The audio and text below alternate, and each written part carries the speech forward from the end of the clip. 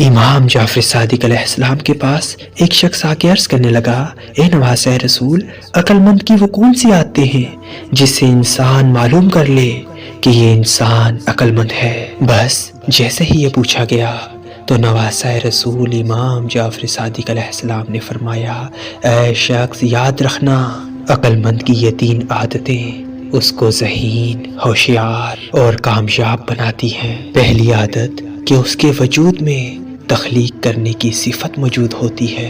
یاد رکھنا، ذہین وہ نہیں جو علم پہ کمال رکھتا ہے، بلکہ ذہین وہ ہے جو باتوں کو جوڑنا، چیزوں کو بنانا اور سوچ پہ عبور رکھتا ہے، کیونکہ جو انسان تخلیق کرنا جانتا ہے وہ بگڑے ہوئے کام کو بھی بنا لیتا ہے۔ اور دوسری صفت کہ عقل مند انسان اپنی خامیوں سے باخبر ہوتا ہے اور بے عقل انسان اپنی خوبیوں کے نشے میں مست ہوتا ہے۔ یاد رکھنا، جو انسان اپنی غلطیوں سے باخبر ہو جاتا ہے تو وہ نئے نئے راستے اپنی منزل کے اپنے سامنے پاتا ہے، اور جو انسان اپنی خوبیوں میں مست رہتا ہے وہ اپنے ہاتھوں سے ہی ناکامی کا راستہ اختیار کرتا ہے۔ اور تیسری صفت کہ عقل مند انسان کسی بھی انسان کے حالات اور اس کے احساسات کو پرکھ لیتا ہے، کیونکہ اس کی چھٹی حس روشن ہوتی ہے، تبھی وہ ہر کسی کے درد کو محسوس کرتا ہے۔